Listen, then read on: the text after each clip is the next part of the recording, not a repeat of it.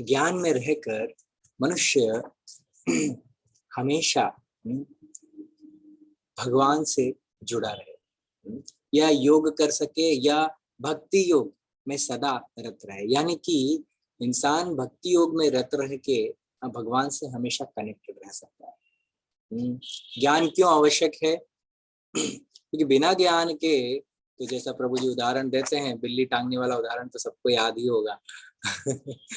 तो बिल्ली टांगने वाला एक स्टोरी हो जाएगा।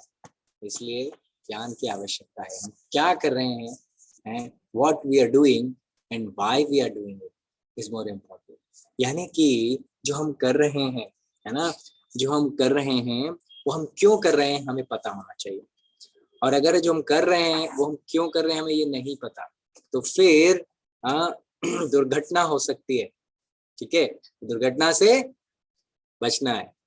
तो दुर्घटना से, ऐसा तो रोड पे इंडिकेशन आता है ना, दुर्घटना से देर भली, दुर्घटना से देर भली नहीं, दुर्घटना से ज्ञान भला। हमारी भगवत गीता की जो स्ट्रेटेजी वो ये है कि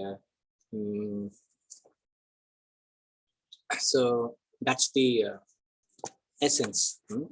so having said that, ये जो 13वां अध्याय यहाँ से ये ज्ञान शुरू होता है, जिसमें रहने के बाद इंसान किसी भी तरह की परिस्थिति से बच सकता है। तो अर्जुन ने इस 12वां जो अध्याय था, वो जो ज्ञान योग भक्ति योग का था, वो पूरा होने के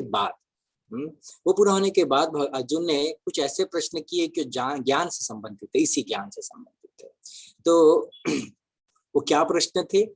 अर्जुन पूछते हैं 6 चीजों के बारे में पूछते हैं। वो 6 क्या थे? वो थी कि प्रकृति, पुरुष, क्षेत्र, क्षेत्रज्ञ, ज्ञानम और ज्ञेयम, इसके बारे में बताइए। भगवान ने तो बताया, परंतु ये सब आपका हो चुका है ना, इसमें हम डिटेल में तो नहीं जाएंगे। तो भगवान ने दूसरे से लेके 7वें में सबसे पहले अर्जुन को श्लोकों में क्षेत्र, क्षेत्रज्ञ और ज्ञान का वर्णन करा। तो यहाँ पे क्षेत्र, क्षेत्रज्ञ और ज्ञान का वर्णन किया। ज्ञान, फिर 7 के बाद 8 से लेके 12 तक भगवान ने ज्ञान प्राप्ति की प्रक्रिया क्या है, ज्ञान प्राप्ति आखिर करते हैं कैसे हैं, ये बताया, है ना। तो ज्ञान के 20 अंग होते हैं, है ना, जो जैसे कि विनम्रता, दंभहीनता, अहिंसा, सहिष्णुता आदि। तो ये सारे अंग भगवान ने बताए, ये 8 से 12। और भगवान ने डिक्लेयर किया है कि ये जो मैं बता रहा हूँ बस ये 20 अंग यही ज्ञान है, बाकी सब अज्ञान है, बाकी सब अज्ञान। ये इंपॉर्टेंट है। उसके बाद 13 से लेके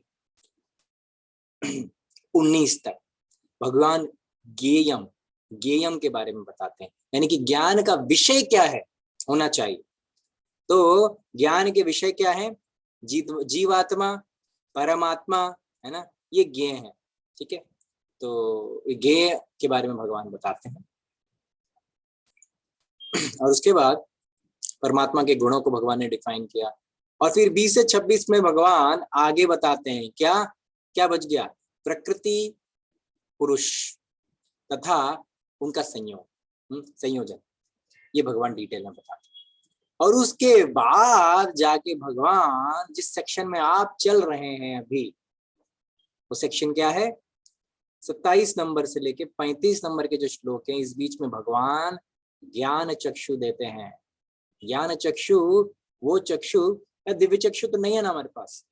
दिव्य चक्षु हो जाता तो टेंशन ही खत्म हो जाती। भगवान इधर भी दिखते हैं, भगवान उधर भी दिखते, सब में भगवान दिखते हैं। जल का स्वाद है भगवान, वैसे देखना पड़ रहा है अभी कि भगवान जल का स्वाद है, रसोहम अप्सुतोन्ते या प्रभास्मि शशि सूर्य, है ना, ये हमने देखा था बहुत डिटेल। तो भगवान को इस तरह से देखना पड़ता, भगवान को हर चीज में देखना पड़ता। पर ये जो दिव्य चक्षु अगर हो जाए तो फिर हर चीज में भगवान को देखना एकदम मतलब स्वाभाविक हो जाए, हर चीज में भगवान दिखने लगेंगे। और उसके बाद अगर वो स्टेज अटेन नहीं कर पा रहे तो क्या करना चाहिए आपको? तो आपको ज्ञान चक्षु में कम से कम तब तक स्थिर रहना। जब तक दिव्य चक्षु प्राप्त नहीं हो जाते तब तक हमें ज्ञान चक्षु में स्थित रहना चाहिए। इसीलिए 13 से लेकर 18वां अध्याय हमारे लिए सबसे महत्वपूर्ण बन जाता है भक्ति योग समझने के बाद। ठीक है, तो इस ज्ञान चक्षु में स्थिर रहेंगे तो हम प्रगति करते रहेंगे। ठीक, तो और इससे विमुख हो जाएंगे तो गड़बड़ है। ठीक, इसलिए ये इंपॉर्टेंट है। तो अब 27 से जो 35 श्लोक हमने कहा, इसमें भी भगवान जो 27वां आपने ऑलरेडी कवर कर चुका है, उसमें भगवान क्या बताते हैं कि प्रत्येक जीव प्रकृति और पुरुष का संयोग है।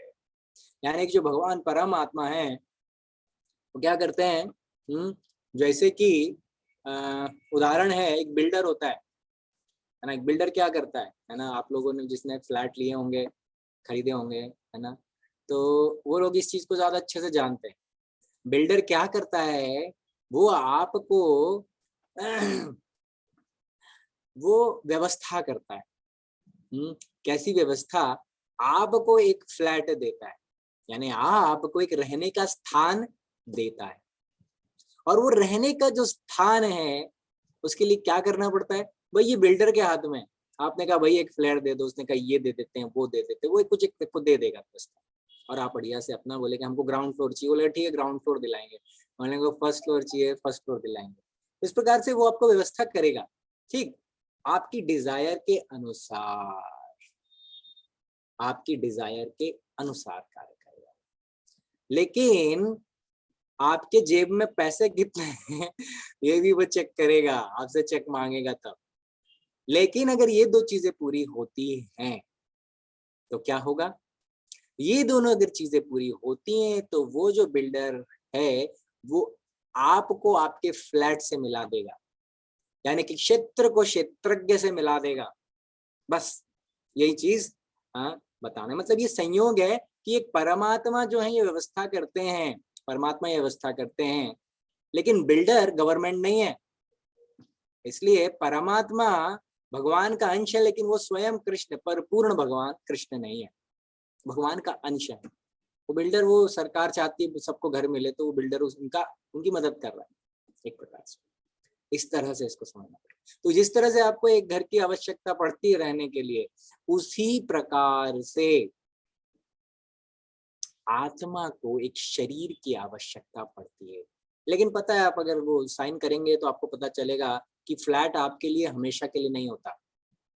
कुछ साल होते हैं, क्या 99 ईयर्स का ऐसा कुछ डीड बनता है उसमें, तो वो साइन बनता है। आपका रजिस्ट्री जो होती है हमेशा की नहीं होती है, 99 साल ऐसे कुछ वो करते हैं, है ना। मतलब उसके बाद फिर आपको फिर से देखना पड़ेगा। तो 99 साल तो आजकल कोई जीता नहीं है उससे तो आप कम ही जी रहे हैं। तो ऐसी व्यवस्था में आप सोच के देखिए, आपको ये शरीर भी, शरीर नामक ये जो फ्लैट है ये टेम्पोररीली मिला है ना, कुछ समय के लिए। तो उसका बेस्ट यूटिलाइजेशन करना है।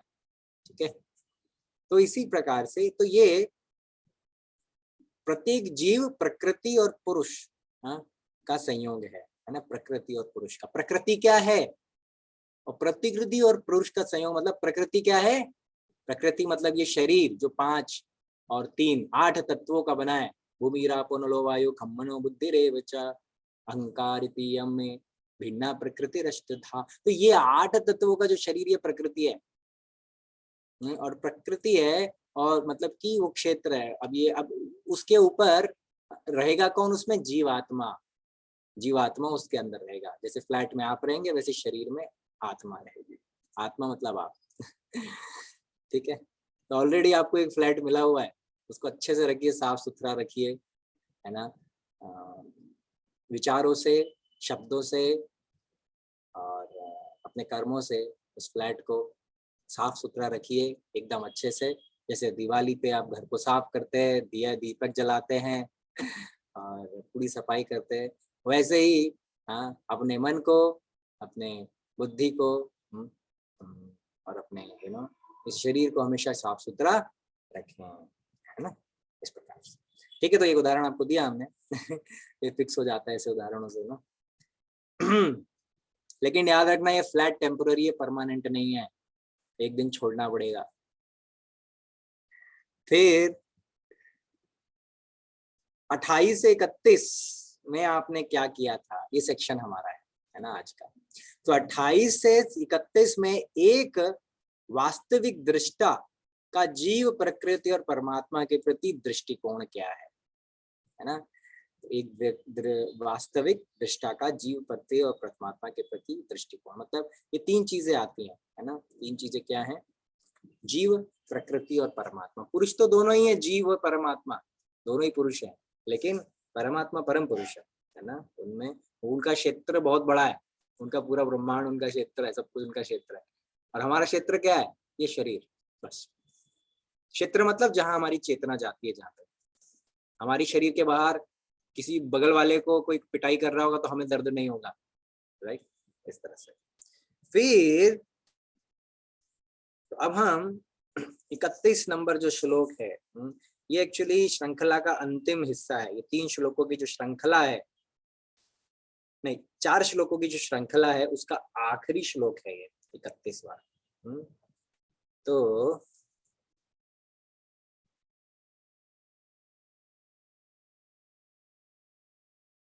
इसीलिए पीछे से शुरू करना पड़ा थोड़ा सा। एक सेकंड होल्ड कीजिए, मैं बुक खोल लूं, बुक बस बीच को।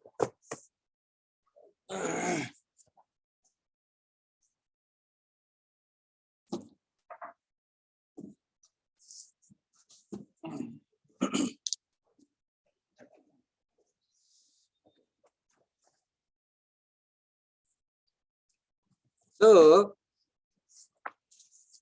इससे पहले कि हम लोग 13th चैप्टर 31 श्लोक पे आए, पहले बैकग्राउंड क्रिएट कर लेते हैं। और ये बैकग्राउंड है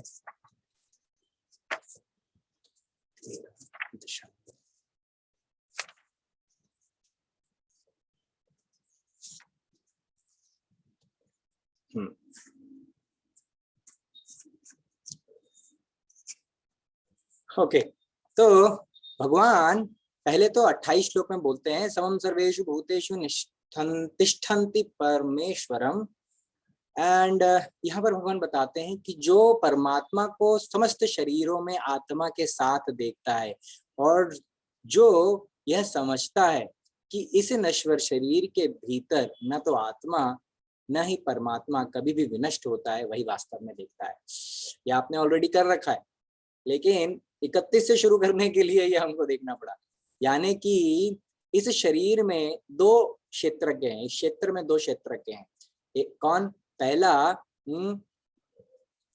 है हम जीव और दूसरे हैं परमात्मा। यानी हमारे घर में भी सोच के देखिए, जो फ्लैट हमने खरीदा था बिल्डर से, वो एग्जांपल हम देखते रहेंगे अभी। तो वो एग्जाम्पल जो हमने फ्लैट लिया था, उसमें भी हम एक सबसे अच्छी सुंदर सी घर की सबसे अच्छी जगह पे, बेडरूम के अंदर, तिजोरी के अंदर नहीं एक सबसे अच्छी टेम्पल, मतलब सबसे हॉल के अंदर एक सुंदर सा भगवान का ऑल्टर बनाना चाहिए और उनको उस घर का मालिक बनाना चाहिए और हमें दास की तरह अपने घर में कार्य करना चाहिए। तो वो फ्लैट मेरा नहीं है, किसका है? वो कृष्ण का है ना, राधा गोविंद का है, ऐसे जगन्नाथ सुंदर का है, गौरमिता का, ऐसा हमें करना चाहिए। ये सही विचारधारा है भगवद गीता के अनुसार, और ये 28 नंबर श्लोक के अनुसार। ठीक है, तो आप लोगों को इस तरह से घर में, घर का मालिक कौन है? भगवान है घर के मालिक। फिर हम क्या है? हम दास है भगवान के, जो सेवाएं करनी है वो हमें करनी है। भगवान नहीं सफाई करेंगे घर की, वो हमें करनी है। भगवान भोग नहीं बनाएंगे, हमें उनके लिए भोग बनाना है, उनको खिलाना है, फिर बचा हुआ हमें खाना है, इस तरह से। तो यहाँ ये चीज हमें समझनी चाहिए कि उस फ्लैट के अंदर 2 लोग हैं, एक भगवान और एक हम। इसी प्रकार से इस शरीर के अंदर 2 लोग हैं, एक परमात्मा और एक हम। ठीक, ये याद रखना चाहिए आपको। और फिर तो इसीलिए हमें परमात्मा के से विमुख नहीं होना चाहिए। इंद्रिय तृप्ति 2 चीजें कर सकते हैं शरीर के अंदर जीव रहकर, है ना। ये हमारे उपनिषदों में क्लियरली दिया हुआ है कि 2 चिड़ियाओं के समान बताया गया है ना। 2 चिड़ियों का उदाहरण दिया गया है कि एक चिड़िया जो है वो खूब फल खा रही है डंगाल पे बैठ के, दूसरी चिड़िया देख रही है उसको कि ये तो फलों में ही लगी हुई है। यानी कि भौतिक संसार में इंद्रिय तृप्ति में लगे, कभी पिज्जा हट, कभी डोमिनोज, कभी हल्दीराम, तो कभी पता नहीं क्या क्या, है ना। बस इंद्रिय तृप्ति में ही लगे हुए हम लोग। कभी घूमने जाना है, कभी खाने पीने जाना है, कभी अम्यूजमेंट पार्क जाना है, कभी मॉल जाना है, तो ये सब चीजें करने में लगे। तो परमात्मा जीव की तरफ देख रहे है ना, परमात्मा जीव की तरफ देख रहे हैं, अरे कभी तो मेरी तरफ देख ले। और हम लोग फॉर्मेलिटी के लिए कभी कभी घर में एक मंदिर बनाते हैं, और वो मंदिर कब खोलते हैं है ना, वो ऐसे जो कुछ लोग है ना, वो रख लेते हैं अपने छोटे से लड्डू गोपाल, उनके लिए लड्डू भी नहीं बनाते, बस काजू मिश्री है ना, 1 महीने का आधा किलो या 250 ग्राम काजू मिश्री रख लेते हैं, वही दे देते हैं, ले खा लो भैया, कि हम तो भैया प्याज लहसुन खाते हैं ना, आपको तो नहीं खिला सकते, तो आप लोग बस प्याज वो एक काजू और एक मिश्री में बेचारे उनको उनकी तपस्या करा देते। तो ऐसा नहीं करना हम लोगों को, ठीक है, उनकी अच्छे से सेवा करना है हम लोगों को, और उनकी सेवा के लिए ये जीवन है, ये समझना है। ऐसा नहीं हमारा जीवन इस संसार में खूब पैसे कमाना, इंद्रिय तृप्ति करना, एंजॉय करना है, और ये भगवान तो बस है, मतलब अच्छा है, अच्छा लगता है थोड़ा, है ना, एक सुंदर सा एक बना के लगा देते, तो शोरूम की तरह थोड़ा सा है ना, शोकेस की तरह लगा देते, अच्छा लगता है, ऐसा नहीं है ना।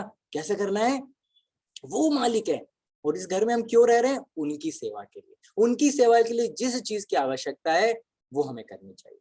इसके लिए हम पैसे कमाते हैं या धन संपत्ति लेते हैं, और उसके फिर बिजनेस करते हैं या जॉब करते हैं या जो कुछ भी करते हैं, वो उनकी सेवा के लिए करते हैं, इस प्रकार से उसको कहना, ये समझ हमें डेवलप करनी। इसीलिए फिर आगे भगवान बताते हैं, ये चीज हमें क्लियर होनी चाहिए पहली चीज, तभी हम आगे बढ़ने कोई मतलब है, राइट, इस चीज को क्लियर रखना है। इसलिए यहाँ कह रहे हैं, जो परमात्मा को समस्त शरीरों में आत्मा के साथ देखता है, समस्त शरीरों में, हर शरीर में, हर शरीर के अंदर आत्मा भी है और परमात्मा भी है, और जो ये समझता है कि इस नश्वर शरीर के भीतर न तो आत्मा न ही परमात्मा कभी भी विनष्ट होता है, वही वास्तव में देखता है। यानी आत्मा और परमात्मा कभी मरते नहीं, परमात्मा डिसाइड करते हैं, परमात्मा डिसाइड करते हैं आत्मा और शरीर कब तक साथ में रखने हैं मुझे, ठीक है। बिल्डर बोलेगा भैया ये फ्लैट नहीं दूंगा मेरे को, तो आप कुछ नहीं कर सकते, बोले दूसरा वाला दूंगा, तो आप ज्यादा कुछ नहीं कर सकते, है ना, इस प्रकार से। फिर भगवान बोलते हैं अगले श्लोक में 29 में कि जो व्यक्ति परमात्मा को सर्वत्र तथा प्रत्येक जीव में समान रूप से वर्तमान वर्तमान देखता है, वह अपने मन के द्वारा अपने आप को भ्रष्ट नहीं करता, इस प्रकार वह दिव्य गंतव्य को प्राप्त करता है। दिव्य गंतव्य मतलब भगवत धाम को कैसे प्राप्त करेंगे, जो व्यक्ति इस परमात्मा को सर्वत्र तथा प्रत्येक जीव में समान रूप से देखता है, समम पश्यन्ति सर्वत्र, है ना, यानी कि जो व्यक्ति परमात्मा को, है ना, भगवान को सही जीवों के अंदर देखता है। अभी देखिए हमें यार, हमारे पड़ोसी पसंद नहीं है, वो बता नहीं, वो बेकार लोग हैं, अच्छे नहीं, है ना। फिर हम बोलते हैं ऑफिस में जाते हैं तो मैनेजर पसंद नहीं है ना, फिर हम हमारा वो दूध वाला हमें पसंद नहीं है, सब्जी वाला पसंद नहीं है, या फिर है ना हमारे रिश्तेदार ही अच्छे लोग नहीं है, हम बहुत अच्छा उनके साथ करते हैं, हमारे साथ कोई अच्छा नहीं करता, वो भी पसंद नहीं है हमको। तो जो व्यक्ति, ये सब नहीं देखना है, क्या देखना है, जो व्यक्ति परमात्मा को सर्वत्र तथा प्रत्येक जीव में, हर जीव के अंदर परमात्मा है, इसीलिए उस जीव का रिस्पेक्ट करना चाहिए, इस एंगल से देखता है, ठीक है। तो ये तब जाके हम भगवत धाम पहुंचेंगे, नहीं तो यहीं फंसे रह जाएंगे, ध्यान रखिएगा। अच्छा आगे चलें, फिर जो यह देखता है कि सारे कार्य शरीर द्वारा संपन्न किए जाते हैं, जिसकी उत्पत्ति प्रकृति से हुई है, और जो देखता है कि मैं की आत्मा कुछ भी नहीं करता, वही यथार्थ में देखता है। अब ये श्लोक आपके लिए बहुत इंपॉर्टेंट था कि आत्मा कुछ नहीं करता, कौन करता है, कौन करता है, आपसे अगर प्रश्न पूछे, हाँ, कौन करता है, आत्मा करता है, आत्मा कर्मों को करता है या शरीर कर्मों को करता है, ओके, शरीर या प्रकृति करती है, हाँ? ऐसा आपके चैट विंडोज में हमें कुछ मिल रहा है। सो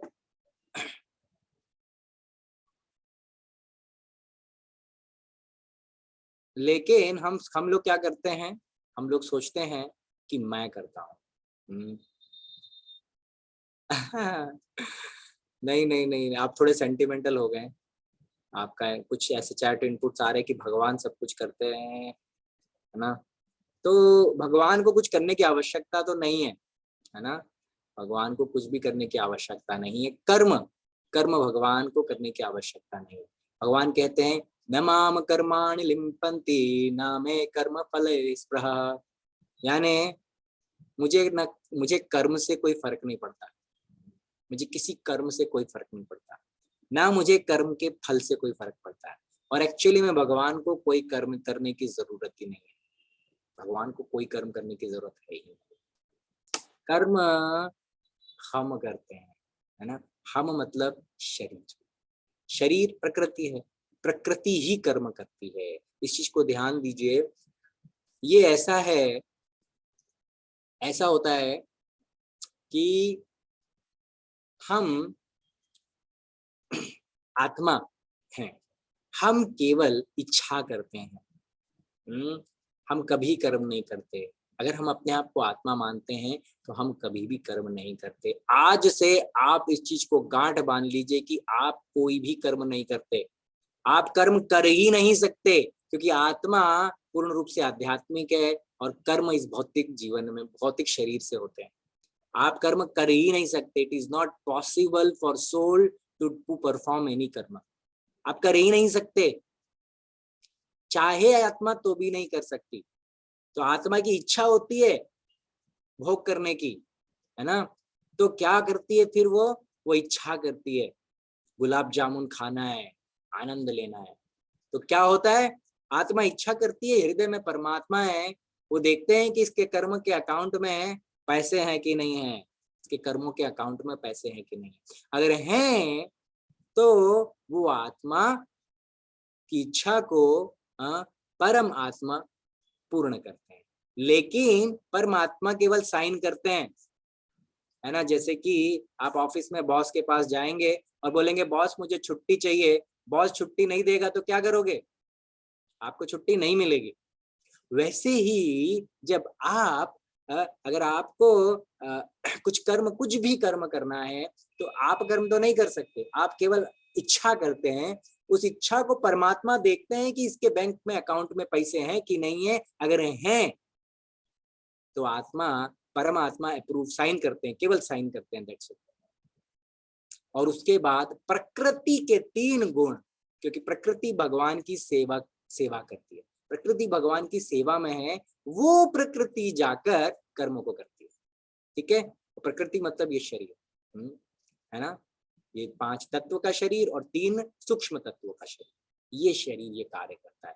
तो आप अगर सोचते हैं मैं करता हूं, लोग कहते हैं कर्म किए जाओ, अरे आप कर्म कर ही नहीं सकते। क्यों? क्योंकि आप तो शरीर नहीं, आप आत्मा है, आप कर्म कर ही नहीं सकते। That is important. आप कोई कर्म नहीं करते, केवल ये प्रकृति करती है, वो भी परमात्मा की परमिशन से करती है, आपकी परमिशन से नहीं। आप सोचते प्रभु जी मैंने सोचा, मेरी इच्छा हुई, मैंने हाथ उठा लिया, मेरी इच्छा हुई मैंने हाथ नीचे रख दिया, देखिए मैंने किया। इतनी सूक्ष्म है कि आपको पता ही नहीं है, इसीलिए आप कह रहे हैं कि मैंने कर दिया। इतना सूक्ष्म है, आपको पता ही नहीं है। कैसे आपने इच्छा की हाथ ऊपर करना है और अगर बाय चांस मान लीजिए आपके हाथ में पेन हो गया, आपने कोशिश भी करी, इच्छा नहीं हो पाया, क्यों? आपके कर्म में अकाउंट नहीं है। क्यों? कर्म के अकाउंट में पैसे नहीं है। क्यों नहीं है? क्योंकि परमात्मा ने बोला ये ले, दर्द हो गया, आप उठा ही नहीं पाए। कुछ लोगों को पैरालिसिस हो जाता है, वो हाथ नहीं उठा पाते, फिर तो उनके अब उस कर्म के अकाउंट में पैसे नहीं है, तो परमात्मा परमिशन नहीं देंगे उसको। इसीलिए हम कहें कि मैं कर सकता हूं। आजकल के जो मोटिवेशनल स्पीकर मार्केट में आ रहे हैं ना, बोलते हैं बहुत यू कैन डू इट, इतना मोटिवेट कर देते हैं तो आदमी कुछ भी करने लग जाता है ना। ऐसा नहीं है, 2-4 दिन बाद लेकिन समझ में आया था नहीं यार थोड़ा ज्यादा हो गया था वापस बैक टू ओरिजिनल, है ना, स्टेट। सो इसीलिए हमें इस चीज का ध्यान रखना चाहिए। क्या ध्यान रखना चाहिए? कि हम कभी भी कुछ नहीं करते हैं, ठीक है, हम कभी कुछ नहीं करते। अगर आपने इतना भी ध्यान रखिया ना तो आप भगवान के ऊपर आश्रित हो जाएंगे, भगवान की शरण में चले इसलिए ये लोग बहुत बहुत पावरफुल है। ये श्लोक आपको पूरे ज्ञान को झंझोड़ के है ना, आपको है ना बिल्कुल भगवान की शरण में लाने के लिए सक्षम है ये श्लोक, इतना पावरफुल है ये श्लोक। कहीं अंडरलाइन करके रख लीजिए, नोट करके रख लीजिए, क्योंकि यही बता रहा है आप कोई कर्म नहीं करते, और भगवान तो वैसे ही नहीं करते, ना आप करते ना परमात्मा करते। कर्म कौन कर रहा है? प्रकृति कर रही है। ठीक है, आगे चलते हैं 31वां श्लोक। अब ये बैकग्राउंड क्रिएट कर लिया है अब लोग, अब तो आगे हम इस श्लोक को डिस्कस कर सकते हैं, पहले भी हो जाता है डिस्कस तो अच्छा था, तो फिर हम आगे बढ़ सकते थे। अब भगवान 31वें श्लोक को बताते हैं अर्जुन को। तो कोई रीडिंग करना चाहेंगे श्लोका की? आप में से कोई रीडिंग करना चाहेंगे श्लोक की?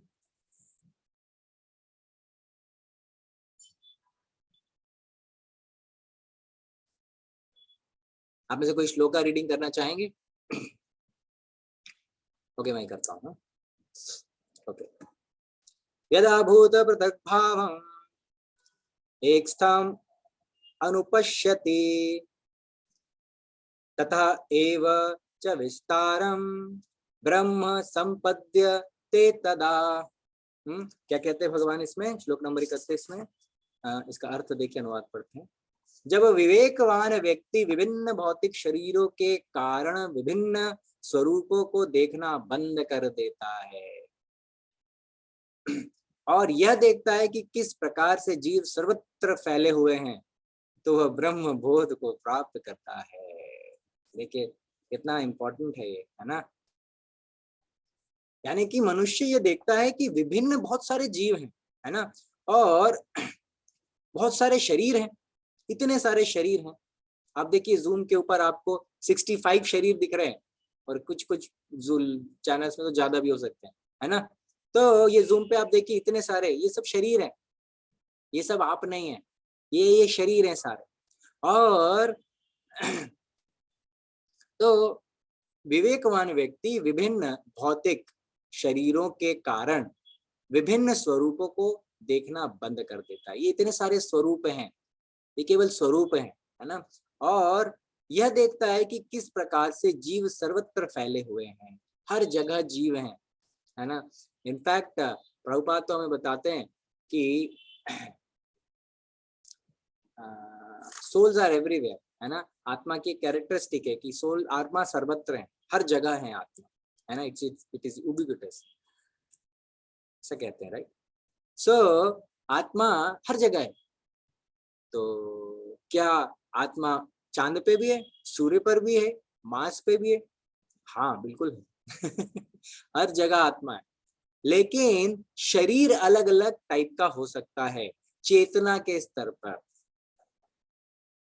जैसे कि पृथ्वी लोक में ये इस चेतना के स्तर पर हम हैं, लेकिन हमारी जैसे ही चेतना ऊपर के लोकों की तरफ जाती है तो हम ऊपर के लोकों में भी जा सकते हैं, उस चेतना को भी प्राप्त कर सकते हैं। ब्रह्मा जी का शरीर और हमारे शरीर में बहुत ज्यादा अंतर है। हमारा शरीर में 5 तत्व बहुत ज्यादा है, लेकिन ब्रह्मा जी के शरीर में ये 5 तत्व नहीं, 3 तत्व। उन 3 तत्व में भी जो बुद्धि का तत्व है वो सबसे ज्यादा है ना। तो ब्रह्मा जी का शरीर हमारी तरह नहीं है, उनका शरीर में बुद्धि बहुत ज्यादा है, हाईली इंटेलिजेंट। इसलिए हम उनको 4 मुख से बताते हैं। उनके 4 सिर होते हैं ब्रह्मा जी के। क्यों? ये हाईली इंटेलिजेंट, है ना। इस ब्रह्मांड में सबसे ज्यादा इंटेलिजेंट व्यक्ति कौन है? वो ब्रह्मा जी, ऐसे, है ना। तो इस प्रकार से तो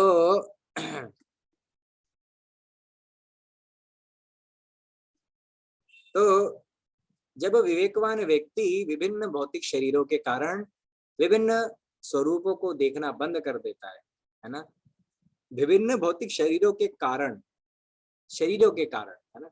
और उसके इसी कारण एक प्रश्न आया है हमें चैट विंडो में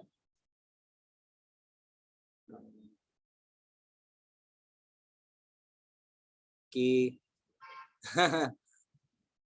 माता जी पूछ रहे हैं, प्रभु जी तो एलियंस में भी आत्मा होती है क्या?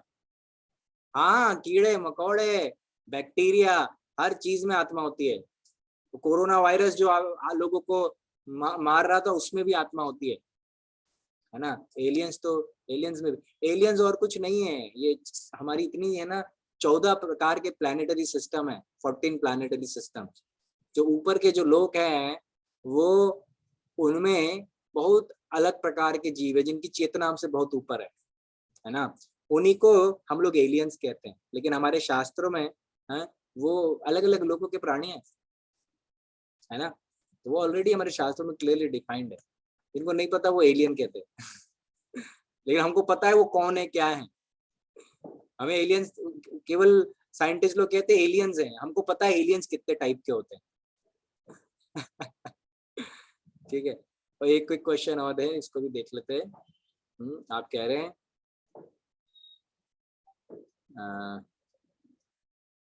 हम भक्ति तो शरीर से ही करते हैं, ऐसा आपका प्रश्न था, क्योंकि हम डिस्कस कर रहे थे उस समय कि हम तो कुछ करते ही नहीं है। हम आत्मा हैं, राइट, लेकिन भक्ति करने की जब इच्छा होती है तो परमात्मा हमें वो एनवायरनमेंट देते हैं। मेरी जप करने की इच्छा, भगवान का नाम लेके इच्छा है, तो परमात्मा परमिशन दे देंगे, हम फिर कर लेंगे भगवान के नाम का जप। लेकिन कभी कभी आपका गला खराब हो जाता है, इन्फेक्शन हो जाता है, मुंह से आवाज नहीं निकलती एकदम, उस समय परमात्मा बोलते हैं ले भुगत। तो मुंह भगवान का नाम नहीं ले पाते, बहुत खांसी आती है, खराश होती है ना। कई बार ऐसा होता है, स्पेशली ठंडी के मौसम में हो जाता है या मौसम बदलता है, इतना जुकाम हो जाता है कि जप ही नहीं करते बनता। तब क्या होता है है ना। तो सोच के देखिए, तो ऐसी परिस्थितियां भी आती हैं। तो शरीर एक गाड़ी की तरह है ना, एक गाड़ी की तरह है। इस गाड़ी को भाई ऑफिस जाना है तो गाड़ी से ही जाओगे ना ऑफिस, लेकिन गाड़ी आप नहीं हो, बस ये याद रखना है ना। तो भक्ति करनी है, भगवान की सेवा करनी है तो शरीर से ही होगी। आप किसी भी लोक में चले जाएंगे वहां शरीर, आप आध्यात्मिक जगत में गोलोक वृंदावन धाम चले जाएंगे तब भी एक शरीर मिलेगा। सेवा करने के लिए आत्मा अपने आप में सेवा की सक्षम नहीं है, आत्मा को एक शरीर की आवश्यकता पड़ती ही है सेवा के लिए। और अभी इस पृथ्वी पे आपको ये शरीर मिल गया है, मनुष्य जीवन, है ना। तो अब इस शरीर से हमें ऐसे सेवा करना है कि सीधे गोलोक धाम में निकले। चलिए आगे चलते हैं, ठीक है। क्वेश्चंस हम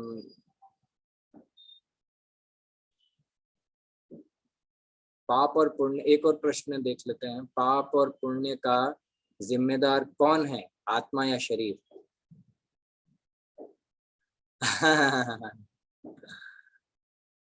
ये बहुत लंबा इसका उत्तर हो जाएगा, शॉर्ट में बोले हैं, शॉर्ट में बोल देते हैं।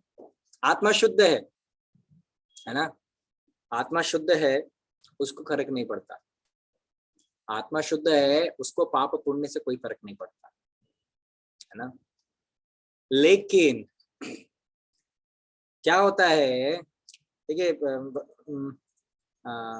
दो प्रकार की शक्ति होती है ना। ये हमारे को, इस जीव को इस भौतिक संसार में फंसाने के लिए दो प्रकार की शक्तियां कार्य करती है ना। एक होती है आवरणात्मिका शक्ति और एक है प्रक्षेपात्मिका शक्ति। तो एक होती है आवरणात्मिक शक्ति, मतलब इसको ऐसे उदाहरण से देखिए, आपको उदाहरण देता हूँ तो समझ जाओगे आप, है ना। कैसे आप मूवी हॉल में बैठे हो, मूवी हॉल में बैठे हो, मूवी देख रहे हो, है ना। कोई आपकी फेवरेट मूवी याद कर लीजिए, आप वो देख रहे होंगे, है ना। तो सबने तो अभी मटेरियल मूवी देखना बंद नहीं किया होगा, अभी तो देख ही रहे होंगे कुछ ना कुछ मूवी सो अब मूवी देख रहे हैं, बढ़िया से चल रही है मूवी, कोई प्रॉब्लम नहीं है, बढ़िया सीन चल रहा है, आप बढ़िया गाने वाने आ रहे हैं उसमें, आप एंजॉय कर रहे हैं, मजा आ रहा है।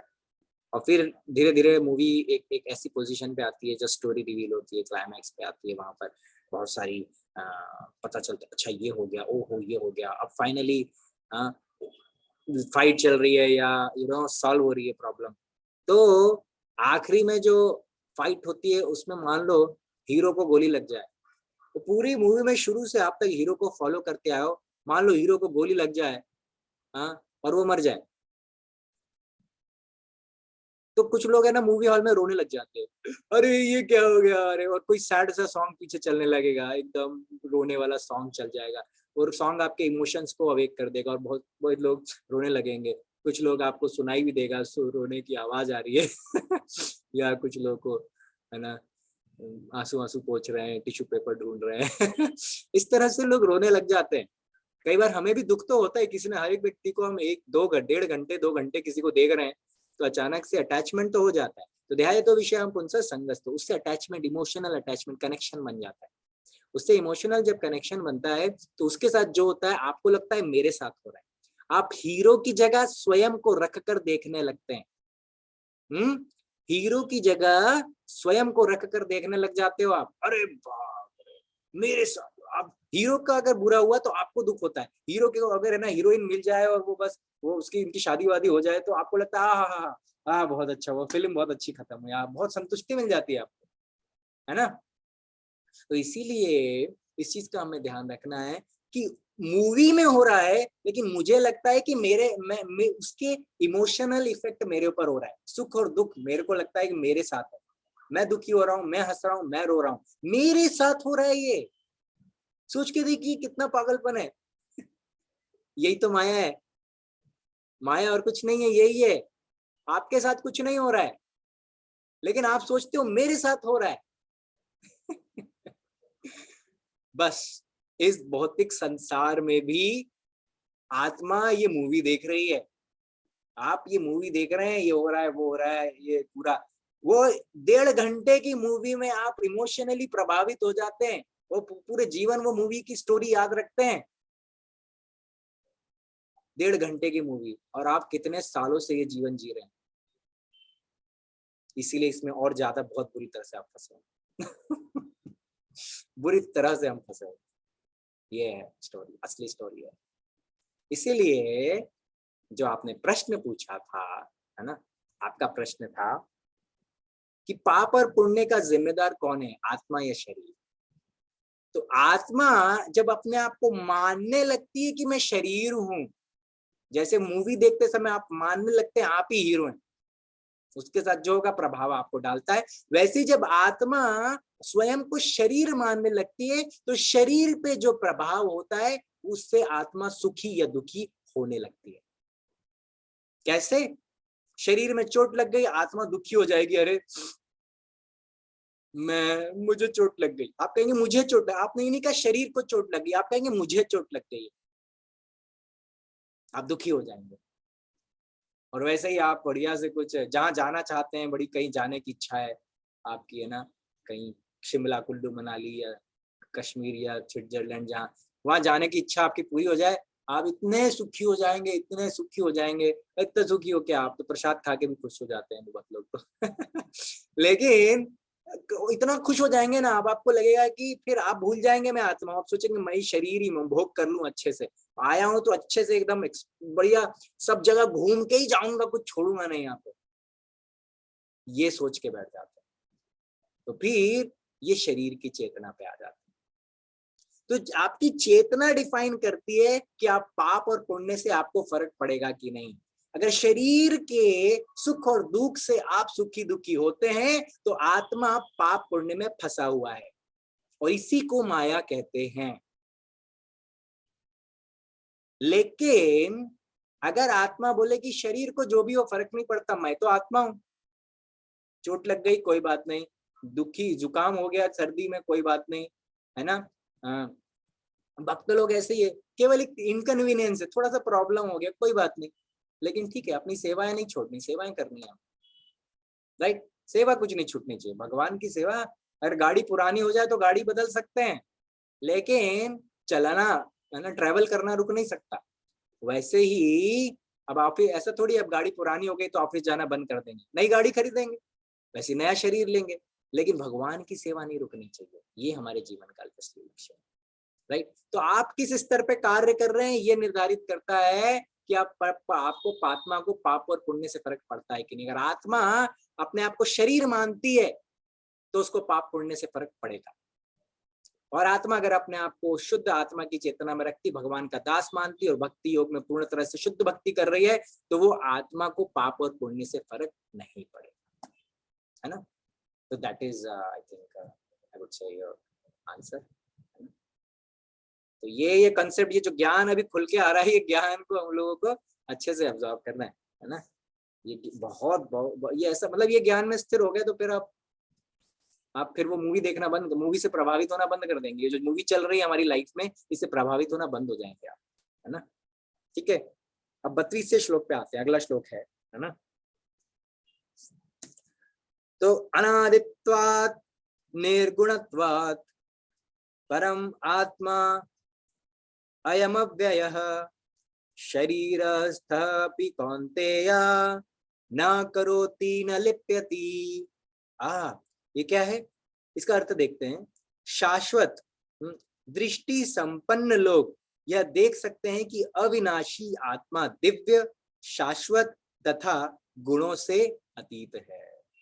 हे अर्जुन, भौतिक शरीर के साथ संपर्क होते हुए भी आत्मा ना तो कुछ करता है और ना लिप्त होता है। देखिए आपने कितना सही प्रश्न कितने समय पे पूछा था, बहुत अच्छा था, thank you for that question.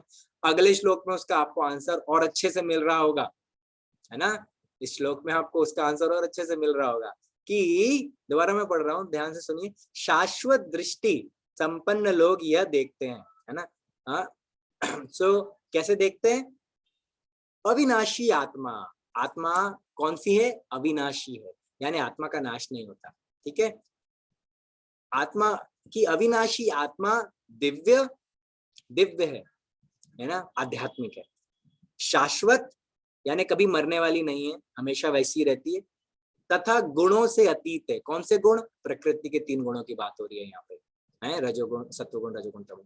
तो गुणों से अतीत है, यानी 3 गुणों के परे दिव्य स्तर पे है आत्मा, जो कि कभी भी उसका नाश नहीं होता, उस स्तर पे है आत्मा। और भौतिक शरीर के साथ संपर्क होते हुए भी आत्मा ना तो कुछ करता है और न लिप्त होता है। ठीक है, आपका ये प्रश्न का जवाब कि आत्मा को पुण्य पाप होते हैं क्या आत्मा के साथ? तो आत्मा किसी चीज में लिप्त नहीं होता, यानी आत्मा को पुण्य और पापों से कोई फर्क नहीं पड़ता। ठीक है, तो आपके प्रश्न का उत्तर इधर भगवान स्वयं ही दे रहे हैं अपने शब्दों में, उदाहरण के साथ हमने समझाने का भी प्रयास किया। इसीलिए आत्मा को इन चीजों से बिल्कुल भी फर्क नहीं पड़ता, है ना, ये हमें ध्यान रखना है। तो भौतिक शरीर उत्पन्न होता रहता है ना, शरीर जो है उसमें 6 चेंजेस होते हैं, 6 परिवर्तन आते हैं, है ना। वो जन्म लेता है, वो बड़ा होता है ना, वो अपने आप को मेंटेन करता है, फिर वो उत्पत्ति करता है, संतान उत्पत्ति करता है, वो फिर बूढ़ा होता है और उसके बाद वो मृत्यु को प्राप्त होता है। ये 6 बदलाव हर शरीर में आते हैं, लेकिन ये बदलाव शरीर में आते हैं, ये प्रकृति का हिस्सा है। आत्मा इनसे अछूता रहता है, आत्मा को इससे फर्क नहीं पड़ता। क्यों? क्योंकि आत्मा दिव्य है, शाश्वत है। शरीर बदलता रहता है, हर पल बदलता है। आप 2 प्रकार से मरते हैं, आप 2 प्रकार से मरते हैं। अरे प्रभु जी 2 प्रकार से कैसे मरते हैं? हम एक ही तो मरते हैं, एक ही टाइप से मरते हैं। नहीं, 2 प्रकार से मरते हैं। पहला तो वो मरना जो आपको अच्छे से समझ में आता है। क्या मरना? कि मृत्यु हो गई, जला के आ गए शरीर, बढ़िया अंतिम संस्कार हो गया, लो, ये तो मरना सबको समझ में आता है। लेकिन एक ऐसा मरना है जो आपको समझ में नहीं आ पाता।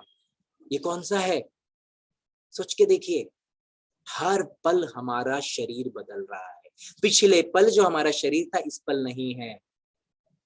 याद करिए वो बचपन का आपका शरीर जिसमें मम्मी ऐसे गोद में खिलाती थी, दूध पिलाती थी, खिलाती थी उसको, वो शरीर कहाँ है आपका? आप समझ जाएंगे, वो शरीर मर चुका है। बचपन का आपका शरीर मर चुका है, अब नहीं है वो शरीर, वो इस दुनिया में नहीं है वो शरीर। हाँ, पल पल हमारा शरीर बदल रहा है, पिछला शरीर मृत्यु को प्राप्त हो रहा है। तो हर पल भी हम मृत्यु को प्राप्त होते हैं, है ना, शरीर अगर हम अपने आप को समझें तो। लेकिन अगर हम आत्मा मानते हैं, अब बढ़िया है मामला, कोई प्रॉब्लम नहीं। तो फिर तो मृत्यु के बाद भी फिर दूसरा शरीर मिलेगा, आप तो फिर भी नहीं मरेंगे। इसलिए भगवत गीता हमें अभय बना देती है। जब इंसान आत्मा के स्तर पे सोचने लगता है तो वो भय से बाहर निकल आता है। भय से भय नहीं रहता उसके जीवन में, जो होगा देखा जाएगा। ठीक है, अगले श्लोक पर आते हैं, 33वां नंबर श्लोक, है ना। अब देखिए ये हमने 31 के बाद ये जो 32 वाला श्लोक है ना, ये हम अगले सेक्शन में आ गए, जो हम एक दूसरा जो पॉइंट डिस्कस हो रहा है। 32 से 35 नंबर श्लोक में हमें क्या बताया जा रहा है आत्मा के अकर्ता होने का सिद्धांत, यानी आत्मा कुछ करता नहीं है, ये सिद्धांत को हम समझ रहे हैं केवल 32 से 35, और ये चैप्टर फिर कंप्लीट हो जाएगा आपका। ठीक है, तो एक जरा ये श्लोक वाला आपको बताते हैं पहले। 33 नंबर श्लोक में भगवान क्या बोलते हैं, यदा सर्वगतं सौक्ष्म्यात् आकाशम न उपलिप्यते सर्वत्र अवस्थितः देहे तथा आत्मा न उपलिप्यते। ये बहुत इंपॉर्टेंट श्लोक है, इसको याद कर सकते हैं, है ना। याद नहीं करना है बट कम से कम याद रखना है। कैसे, इसमें भगवान कहते हैं यद्यपि आकाश सर्वव्यापी है, आकाश क्या है, सर्वव्यापी है, आकाश तो हर जगह है ना, आप जहां जाएंगे आकाश है, तो किंतु अपनी सूक्ष्म प्रकृति के कारण किसी वस्तु से लिप्त नहीं होता। आसमान किसी चीज से लिप्त नहीं होता। इसी तरह ब्रह्म दृष्टि में स्थित आत्मा शरीर में स्थित रहते हुए भी शरीर से लिप्त नहीं होता। कैसे, आसमान में कभी कभी क्या होता है, आकाश में कभी कभी बादल आ जाते हैं, कभी कभी बादल आ जाएंगे, लेकिन क्या उन बादलों से आकाश को प्रभाव पड़ता है? नहीं, वो लिप्त नहीं होता, बादल आते हैं अपने चले जाते हैं। वैसा नहीं कि मैं वो आकाश से उससे कोई फर्क नहीं पड़ेगा।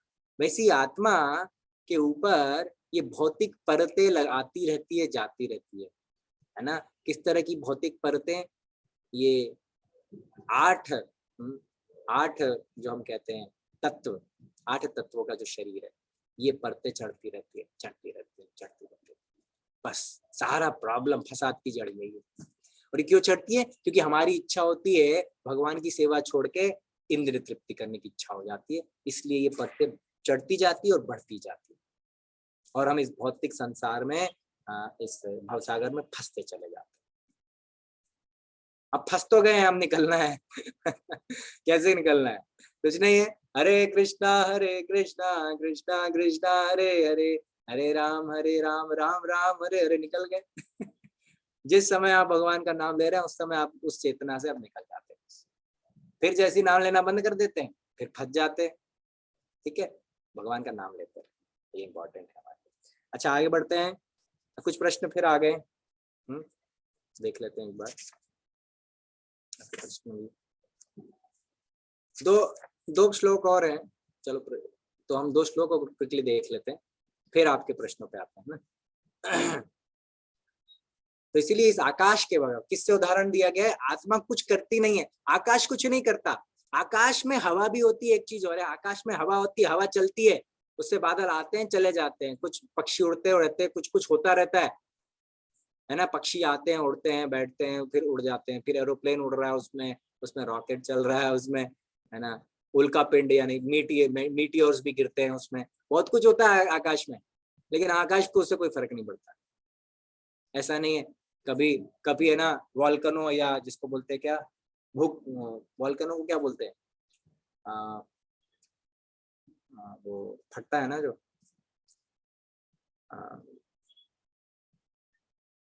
चैट में बताइए आप लोग, वॉल्केनो को क्या बोलते हैं हिंदी में?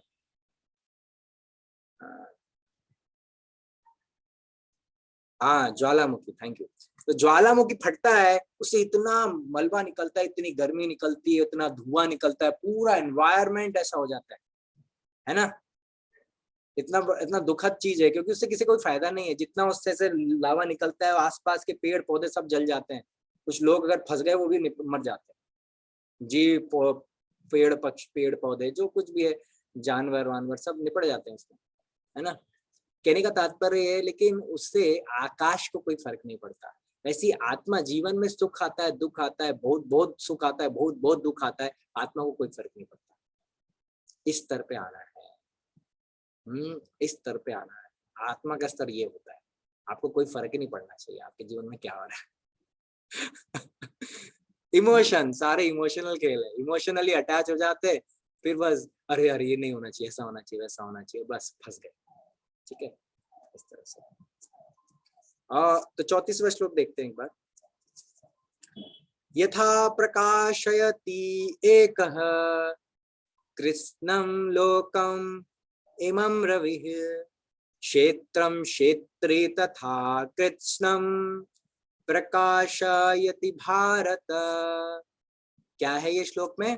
तो भगवान कहते हैं हे भरत पुत्र, हे भरत पुत्र, जिस प्रकार सूर्य अकेले ही सारे ब्रह्मांड को प्रकाशित करता है, उसी प्रकार शरीर के भीतर स्थित एक आत्मा सारे शरीर को चेतना से प्रकाशित करता है। बड़ा अच्छा उदाहरण है, इसमें और एक उदाहरण जोड़ लो आप है ना, कैसे सूर्य का प्रकाश पृथ्वी पे भी आ रहा है, अलग अलग मून चांद पे भी जा रहा है, अलग अलग प्लैनेट्स पे, है ना, मंगल पे भी जा रहा है, हर सारे प्लैनेट्स पे जा रहा है ना।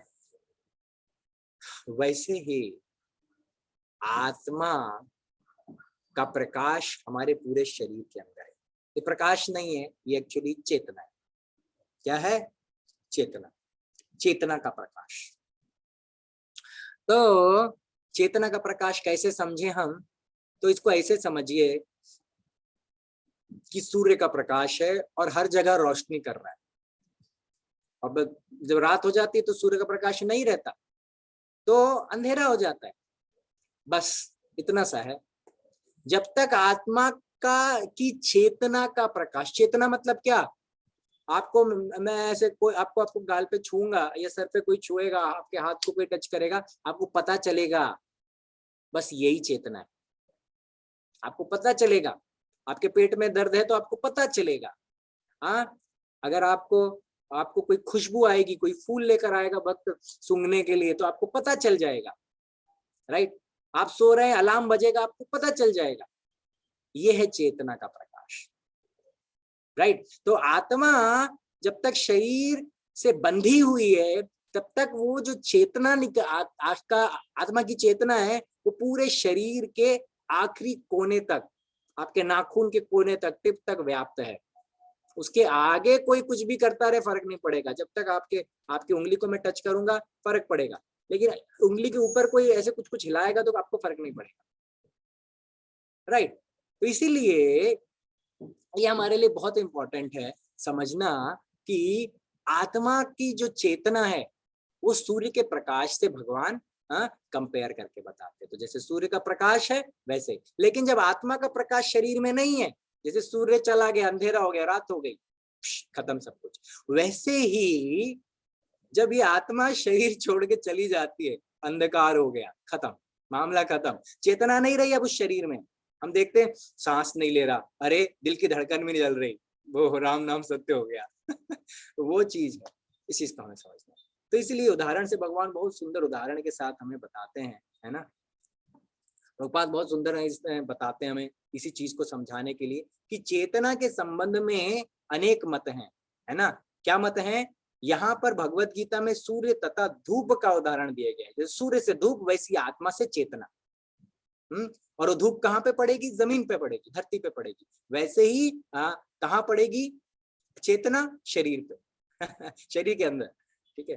तो जिस प्रकार सूर्य एक स्थान पर स्थिर रहकर ब्रह्मांड को आलोकित करता है, उसी तरह आत्मा रूप सूक्ष्म कण शरीर के हृदय में स्थित रहकर चेतना द्वारा पूरे शरीर को आलोकित करता है। सूर्य को प्रकाश देने के लिए पृथ्वी पे नहीं आना पड़ता, वो डिलीवरी बॉय नहीं है वैसे ही आत्मा एक जगह स्थित है और पूरे शरीर में चेतना को फैला रही है ना। आपको जैसे ही कुछ बढ़िया सा लड्डू बनाया है, भक्त लोग लड्डू बनाते हैं, और लड्डू आप खाएंगे, इमीडिएटली आपकी चेतना बता देगी हाँ हाँ हाँ हाँ स्वाद है ना, बहुत अच्छा स्वाद है, मीठास है ये। या आपको कोई बढ़िया कीर्तन की आवाज सुनेंगे, हाँ हाँ हाँ बड़ा आनंद है। ये केवल सुनाई आपको इसलिए दे रहा है क्योंकि चेतना है। चेतना पांचों इंद्रियों को सक्रिय करती है और वो इंद्रियां अपना कार्य कर पाती है कि नहीं। तो ये चीज है। तो प्रभुपाद को बहुत अच्छे समझा। तो आत्मा चलता नहीं है, ठीक है। प्रभुपाद बोल रहे आत्मा जैसे सूर्य एक जगह स्थिर है, वो इधर उधर नहीं जाता, वैसे ही आत्मा ऐसा नहीं है कि मैं यहाँ से नोएडा से मैं आगरा चला गया तो आत्मा भी आगरा जाता है। अगर आत्मा सोचता है कि वो आगरा जाता है तभी वो जाता है, क्योंकि वो अपने को शरीर मान रहा है। अगर आत्मा अपने आप को आत्मा माने तो वो आगरा नहीं जाता है कंफ्यूज नहीं कर रहा हूँ, इस बारे में विचार करिएगा, ठीक है। और फिर प्रभुपाद बताते हैं इस प्रकार चेतना ही आत्मा का प्रमाण है, ठीक है। आत्मा का प्रमाण क्या है? चेतना। जो सूर्य से प्रकाश निकल रहा है, प्रकाश ही सूर्य का प्रमाण है। अगर कहीं प्रकाश है मतलब सूर्य है। उसी प्रकार से अगर कहीं चेतना है तो वहां आत्मा होगी ही, है ना। सो जिस तरह धूप या प्रकाश सूर्य की उपस्थिति का प्रमाण होता है, ठीक है। जब शरीर में आत्मा वर्तमान रहता है तो सारे शरीर में चेतना रहती है, क्योंकि जो ही शरीर से आत्मा चला जाता है त्यों ही चेतना लिप्त हो जाती है। इसे बुद्धिमान व्यक्ति सुगमता से समझ सकता है। अगर आप बुद्धिमान हैं तो आप इसको अच्छे से समझ जाएंगे, प्रभुपाद कह रहे, ठीक है। और नहीं समझ पा रहे तो आप ही समझ लीजिए फिर ठीक है। इस प्रकार से प्रभुपाद इसको समझाते हैं। अच्छा, लास्ट श्लोक है इस चैप्टर का, उसको भी एक बार डिस्कस करते हैं, फिर आपके जो भी प्रश्न होंगे आप टाइप कर सकते हैं। तो ये बहुत इंपॉर्टेंट श्लोक है। क्षेत्र क्षेत्रज्ञयो एवं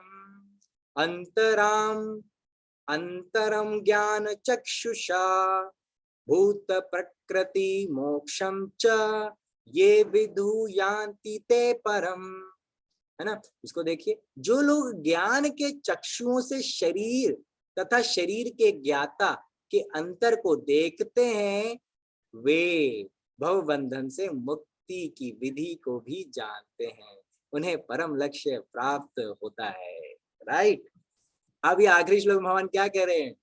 मतलब कि जो ज्ञान के चक्षु से, देखिए हम दिव्य चक्षु नहीं मिले, अर्जुन को मिले थे, भगवान ने अपना रूप दिखा दिया था, हमें नहीं है मान लीजिए, लेकिन ज्ञान चक्षु से हम देख सकते हैं। और यहाँ भगवान इसलिए बोलते जो ज्ञान चक्षुओं से शरीर तरह शरीर के ज्ञाता, शरीर और शरीर का ज्ञाता क्या है? शरीर क्या है? क्षेत्र। ज्ञाता कौन? क्षेत्रज्ञ। तो क्षेत्र और क्षेत्रज्ञ को जो समझता है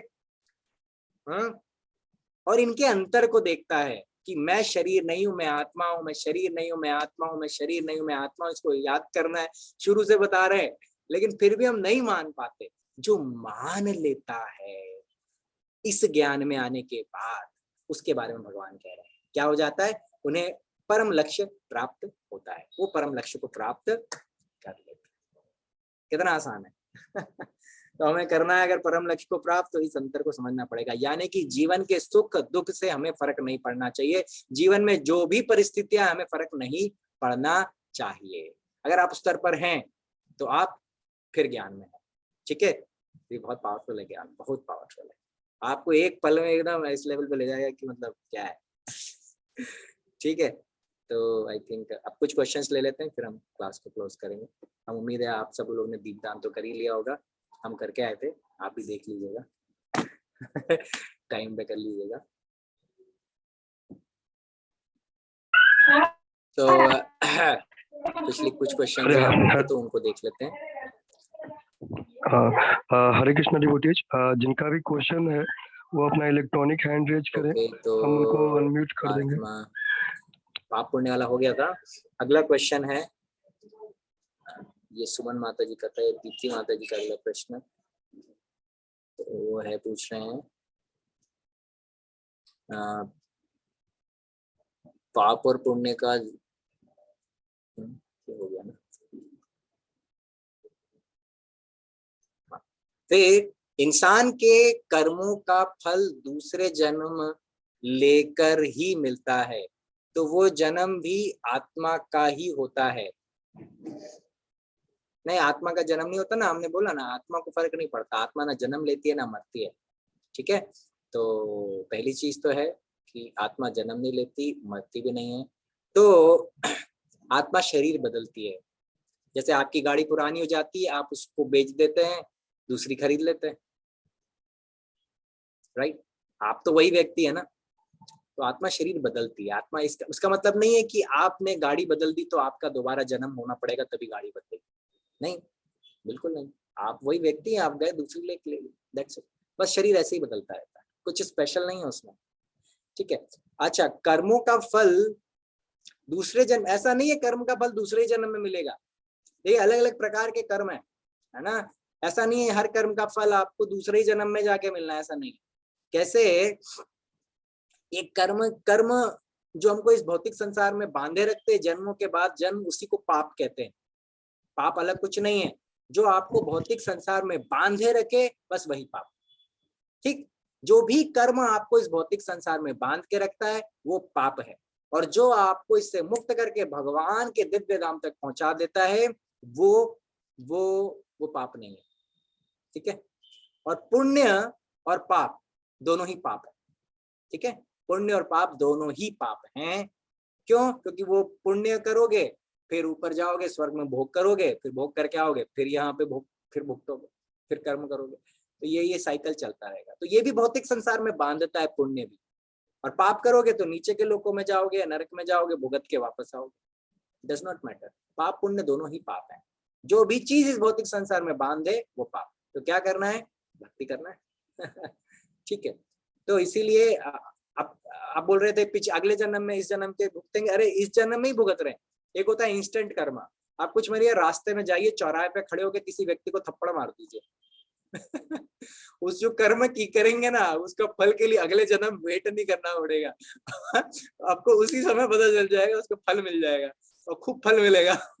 खट्टा मीठा हर तरह का आपको फल मिल जाएगा। तो कहने का तात्पर्य ये है, कुछ कर्म के ऐसे फल हैं जैसे कि आपको कॉलेज में 3-4 साल पढ़ना पड़ा, तब जाके आपको डिग्री मिली। तो 4 साल कर्म करने के बाद फल मिला। आपको घर बनना है, गाड़ी बनाना है, तो कई साल आपको जॉब करना पड़ता है, उसके बाद आप एक घर गाड़ी बना पाते हो। तो उतने साल आपने कर्म किया, फिर फल मिला। लेकिन कुछ कर्म ऐसे रह जाएंगे जिनका फल नहीं मिल पाएगा, उसके लिए आपको अगला जन्म लेना पड़ेगा। तो कर्म की साइकिल है, एक कर्म किया उसका फल दूसरा, दूसरे कर्म किया उसका फल तीसरा, उसका फल भुगता, फिर वो जो कर्म किया उसका फल को भुगतते हुए फिर वो तीसरा। साइकिल चलती रहती है। साइकिल रोकनी है, साइकिल से बाहर कूद के आना है, साइकिल चलाते नहीं रहना है। राइट, तो ये कर्म की साइकिल से बाहर निकल के आना। राइट, ठीक है। अभी साइकिल में ब्रेक लगना बंद हो जाए, आपकी बाइक में या कार में ब्रेक लगना बंद हो जाए, वो ढलान में जा रही है और पता है आगे गड्ढा है, खाई में घुस जाएगी, तो क्या करोगे आप? बैठे नहीं रहोगे, आप कूद जाओगे बाहर। ठीक है, बस ये करना है। तो कार से बाहर कूद जाना है। क्यों कूद जाना है? मतलब जानबूझ के नहीं, क्योंकि ब्रेक नहीं लग रहा है ना, आगे जाके आपको प्रॉब्लम है।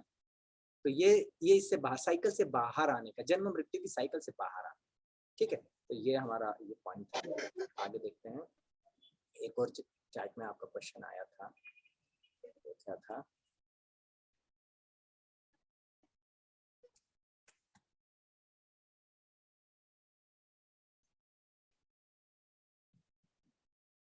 अगला प्रश्न है आपका,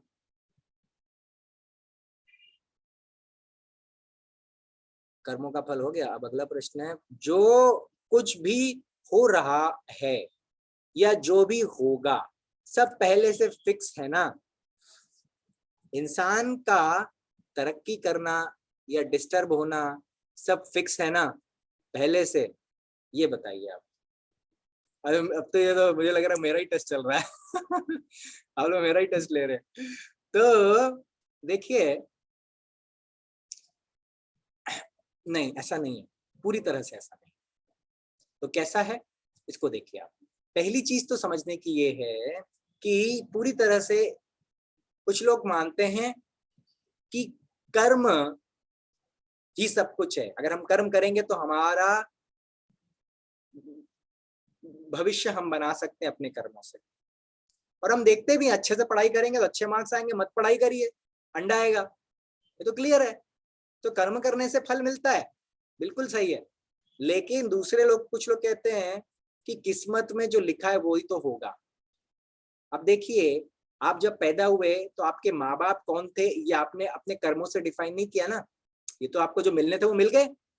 आपका फेस कट कैसे होना है, आपको बुद्धि कितनी मिलनी है, ये सब तो फिक्स है। राइट, कोई व्यक्ति बहुत गरीब होता है, कोई व्यक्ति बहुत रईस घर में पैदा होता है, उसको कुछ कमाने की जरूरत ही नहीं है। राइट, कहने का तात्पर्य ये है कि कुछ चीजें हमारी डेस्टिनी से फिक्स होती हैं, लेकिन कुछ के लिए कर्म करना पड़ता है। और एक सिंपल उदाहरण देते हैं। क्या? एक किसान है ना, एक किसान है, वो खेती करता है।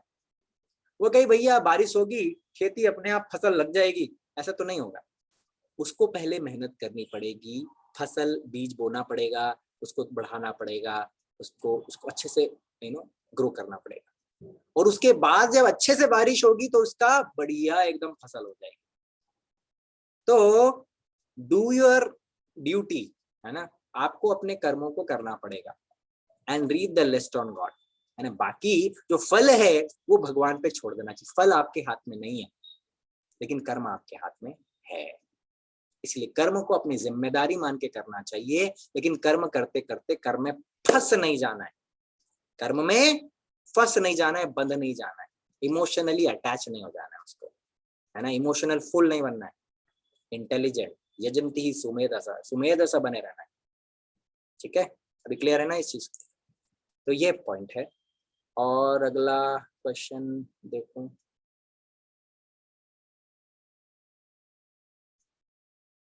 ज्ञान भी तो भगवान की मर्जी से मिलता है, तो हम लोगों को मूर्ख क्यों कहते? उनकी तो कोई गलती भी नहीं होती।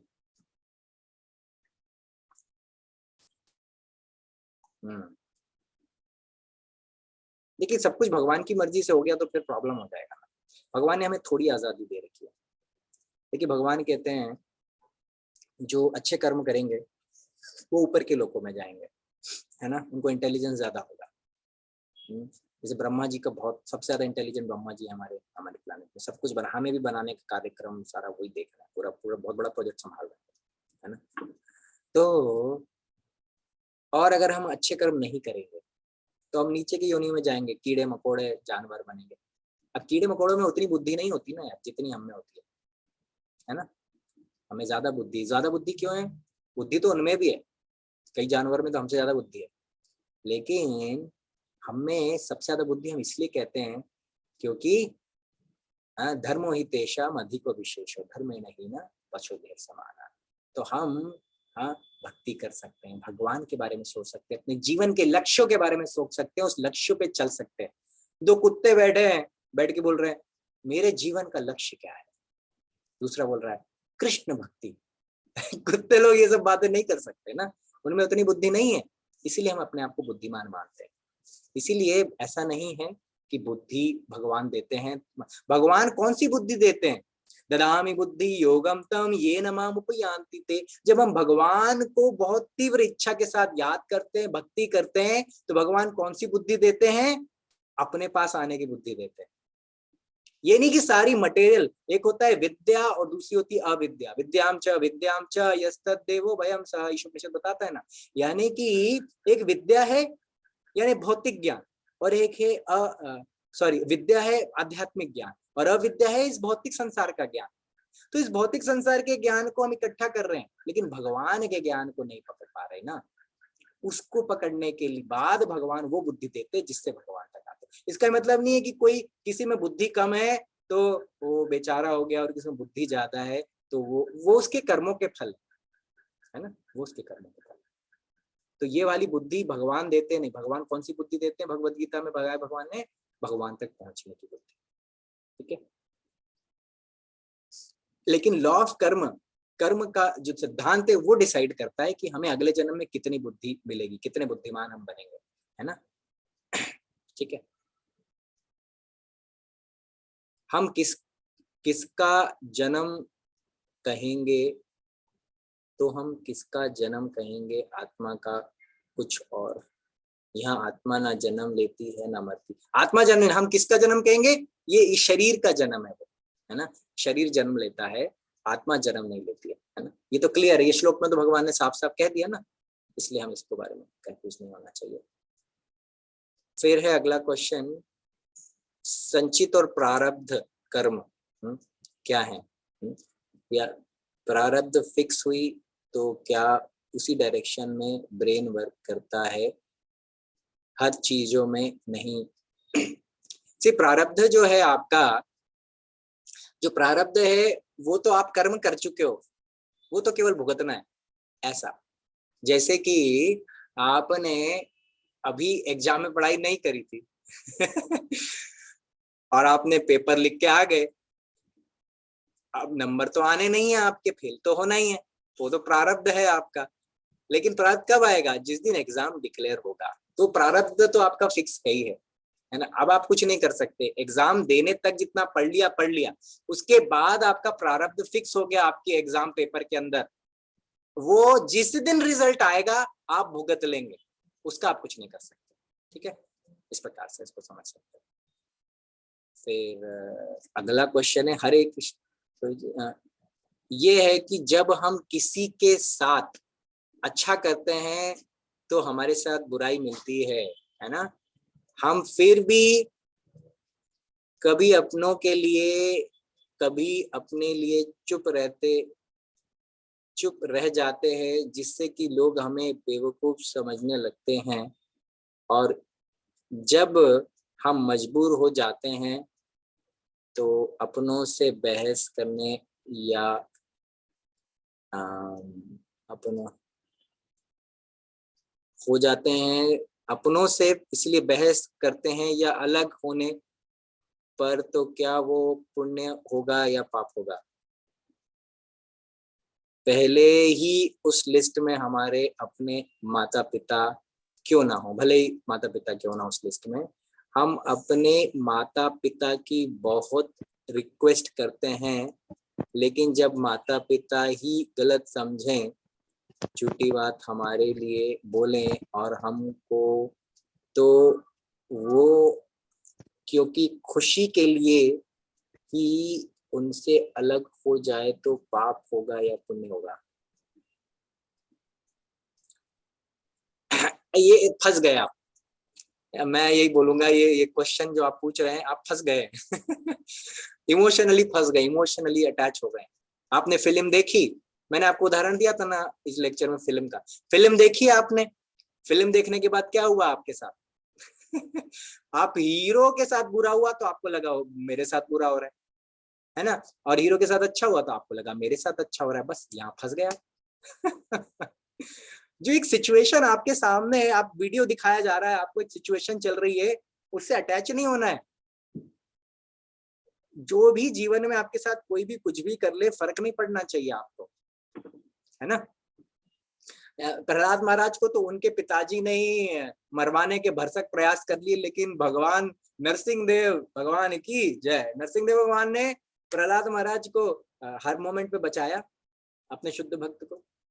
तो हमारे असली पिता भगवान कहते हैं भगवत गीता में, पितामहस्य जगतो माता धाता पितामह वेदस्य पवित्र ओंकारम ऋकरासाम यजुरेव च। तो भगवान बताते हैं कि असली माता पिता तुम्हारा मैं हूँ, क्योंकि आत्मा भगवान का अंश है। तो आत्मा के असली पिता तो भगवान है। लेकिन इस जीवन में भी हमें अपने पिता माता मिले हैं, वो हमारे साथ अच्छा बोले बुरा बोले, उनका जो भी एक्सपीरियंस जीवन में, उन्हें हमें पाला तो है ही है, उन्होंने अपनी जिम्मेदारी अगर पूरी की, तो हमें अपनी जिम्मेदारी पूरी करनी चाहिए। जो भी जिम्मेदारी है, हमें अपनी जिम्मेदारियों से भागना नहीं चाहिए। परंतु हैविंग सेड दैट, हमारा आत्मा का जो धर्म है वो भगवान की सेवा करना है, क्योंकि उसके असली पिता माता तो भगवान मां है। तो इसलिए भक्ति करते रहो और इस जीवन की जो भी जिम्मेदारी है उनको निभाते चलो ना। काय के लिए उसमें इमोशनली अटैच हो जाना? सारा इमोशनल खेल है, सारा इमोशनल लोचा है। फिल्म देखी और बस फंस गए, ठीक है, तो मत फंसो, फिल्म में मत फंसो। असली में याद रखो, मैं फिल्म देख रहा हूँ, असली में तो मैं यहाँ बैठा हुआ आत्मा हूं मैं। ये शरीर के साथ जो हो रहा है, मन बुद्धि, मन को बुरा लगा अच्छा लगा, अरे मन तो इस भौतिक संसार में छोड़ के जाना है, मन थोड़ी साथ में ले जाना। ये तो यही तो फंसा के बैठा है, कंट्रोल में नहीं है पूरी तरह से, बस यहाँ प्रॉब्लम। तो इसको छोड़ दीजिए, टेंशन मत लीजिए, है ना। अपनी जिम्मेदारी जो आपको लगता है मेरी जो सही जिम्मेदारी मुझे करना चाहिए, उसके साथ मुझे कांटे मिले फूल मिले कोई फर्क नहीं पड़ता, है ना। बस जो कांटे और फूल दोनों ही कांटे हैं, पाप और पुण्य दोनों ही पाप हैं, पाप पुण्य में मत फंसिए। यही भक्ति हमें बताती है। अब भगवान अर्जुन से कहते हैं, त्रैगुण विषय वेदा निस्त्रैर्गुण्य और भव अर्जुन। अर्जुन, वेदों में 3 गुण दिए गए हैं, 3 गुणों से ऊपर उठो। निस्त्रैर्गुण्य और भव अर्जुन, अर्जुन के माध्यम से आपसे कह रहे हैं 3 गुण से ऊपर उठो। 3 गुण से ऊपर उठ के क्या करेंगे? भक्ति करो, बस सिंपल, प्रयास कीजिए, फिर देखिए। बाकी अगर कुछ डाउट्स है पर्सनल, तो आप अपने फैसिलिटेटर्स और काउंसलर से डिस्कस करिए पर्सनली, और थोड़ा सा अगर कॉम्प्लिकेशन ज्यादा लगता है तो उनके साथ सॉर्ट आउट करके उनसे थोड़ा डिस्कस कीजिए, है ना। कई बार प्रॉब्लम ज्यादा होती, क्लास में हम सारी चीजें डिस्कस नहीं कर पाते, परंतु ऐसी परिस्थिति में हमारा आपसे रिक्वेस्ट है, उसे थोड़ा सा अपने फैसिलिटेटर या काउंसलर से पर्सनली थोड़ा सा स्पिरिचुअल गाइडेंस लीजिए, वो आपको बहुत अच्छे से बता पाएंगे और डिटेल, है ना। फिर अगले पे आते हैं, अगर कोई कुछ गलत करता है और हम उसके बारे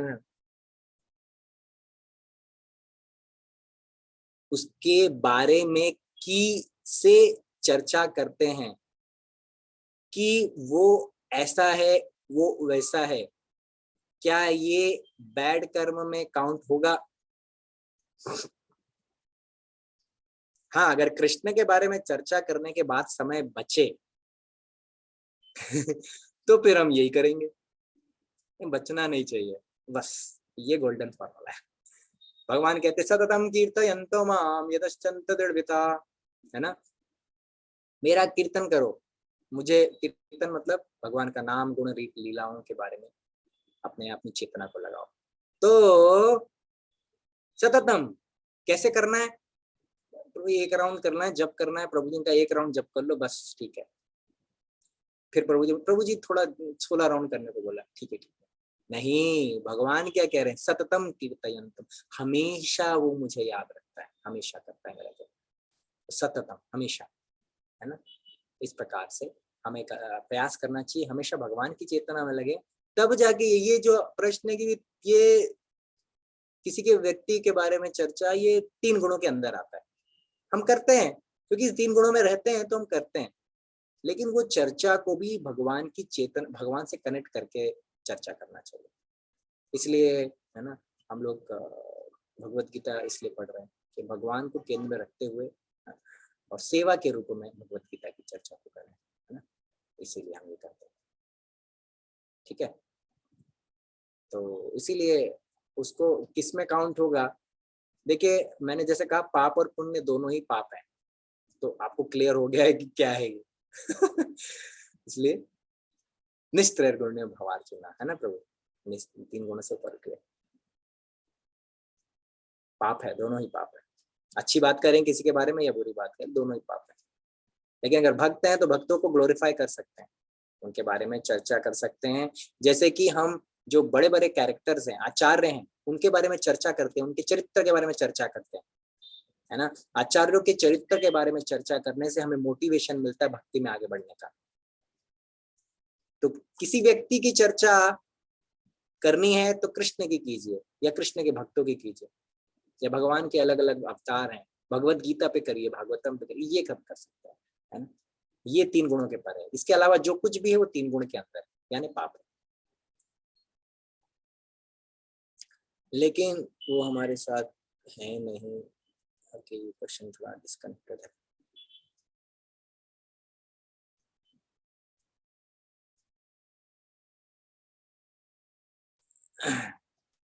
जीवन में जो कुछ भी होता है सही या गलत, उसको हम आसानी से स्वीकार नहीं कर पाते, और हम इस सिचुएशन में क्या करें? अच्छा प्रश्न है ये भी। जीवन में जो भी होता है हम वो स्वीकार नहीं कर पाते। हाँ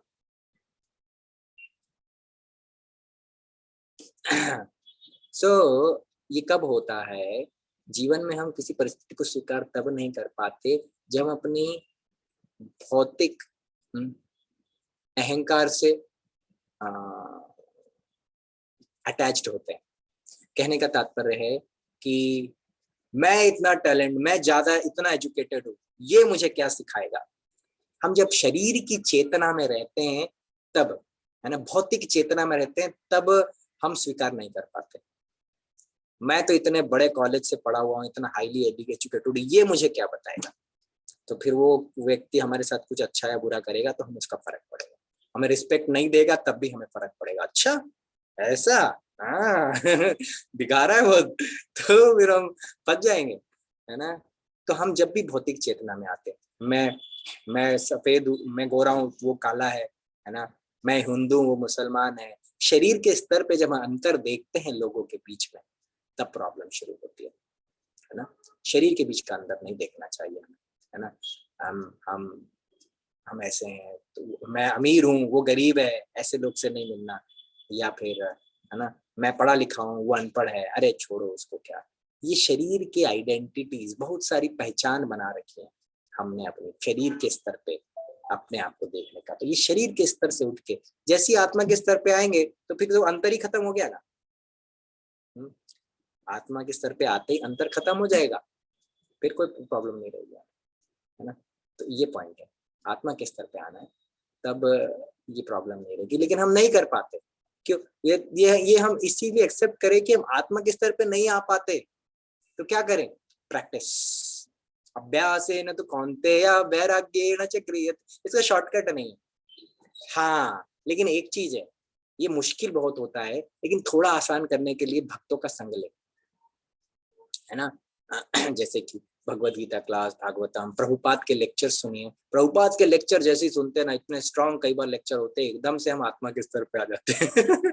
लेक्चर खत्म होते होते हम आत्मा के स्तर पे आ जाते हैं और बोलते हैं यार मेरे से पतित को कोई नहीं, मौसम पतित प्रभु ना पाई बे, है ना। इस प्रकार से मुझसे कोई पतित है ही नहीं, है ना। चैतन्य महाप्रभु ने इतना अच्छा श्लोक कहा है, तृणादपि सुनी चेना तरोरपि सहिष्णुना अमानिना मान देना कीर्तनिया सदा हरि, है ना।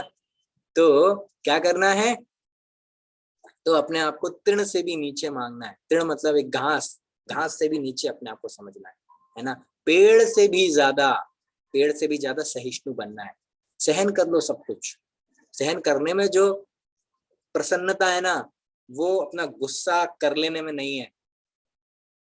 सहन करने के बाद, मतलब सहन करते समय तो बहुत पेन होता है, लेकिन सहन करने के जब आगे निकल जाते हैं ना, इतना आनंद आता है। अरे मैं सहन कर गया, yes I one over my anger, मैं अपने क्रोध पे विजय पा ली।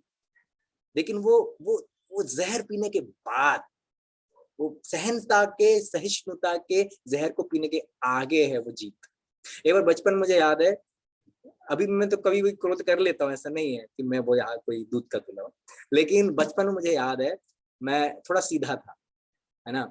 और वो ज्यादा अच्छा था मेरे लिए। कैसे? एक बार मेरे क्लास में मेरा एक दोस्त आया और उसने आके मुझे एक जोर से खींच के मारा, और मैं कुछ पल के लिए ना मैं ब्लैंक हो गया, मैं रिस्पॉन्ड नहीं किया। नहीं तो क्या होता, उसने मुझे मारा, वो सोच रहा ये मारेगा, फिर अच्छे से लड़ाई होगी, मजा आएगा, फिर 2-4 दोस्त इकट्ठे होंगे, फिर है ना, ये सब चलता है, बच्चे करते हैं ऐसा। उसने मुझे मारा, मैं बैठा रह गया, मैंने कुछ नहीं किया, शांत रहा। मैं इसीलिए शांत नहीं रहा कि मैं बहुत सहिष्णु था, मुझे समझ में नहीं आया करना क्या है। तो मैं शांत रह गया। थोड़ी देर शांत रहने के बाद पता है क्या हुआ? वो व्यक्ति जो लड़ाई करने के लिए तैयार था, वो आया, मेरे गले मिला और मुझसे क्षमा मांगी उसने। सॉरी, मुझसे गलती हो गई, मैंने तुझे मार दिया। वो जहर तो पीड़ा पड़ा मुझे, लेकिन उसके बाद में उसके हृदय में मेरा कितना रिस्पेक्ट बढ़ गया। ये बचपन का एक छोटा सा एग्जाम्पल है। जीवन में हर पल ये एग्जाम्पल रिपीट होता रहता है। कभी मैं पास होता हूँ, कभी मैं फेल होता हूँ, लेकिन मुझे प्रयास करना है मैं पास होता जाऊँ। ठीक है, तो इस तरह से। ठीक है, तो ये एक तरीका है, इसको ऐसे देख सकते हैं। ठीक है, आई थिंक यहाँ चैट विंडो में क्वेश्चंस खत्म हो चुके हैं, 9 भी बज गया। एक हैंड रेस दिख रहा है, तो मे बी एक क्वेश्चन और हम पूछ सकते हैं। सीमा तिवारी माता जी द्वारा एक प्रश्न पूछ सकते हैं। आपका प्रश्न अभी भी है या आपने पूछ लिया है? हरे कृष्ण प्रभु जी, है, अभी मेरा क्वेश्चन है, इसलिए मेरा क्वेश्चन, आपको आवाज सॉरी आ मुझे रही है? माता जी आवाज तो नहीं आ रहा है आपका। हरे कृष्ण।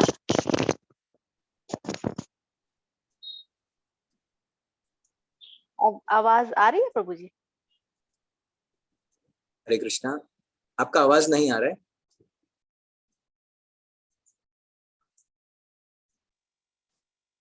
हरे कृष्ण, आवाज आ रहा है प्रभु जी?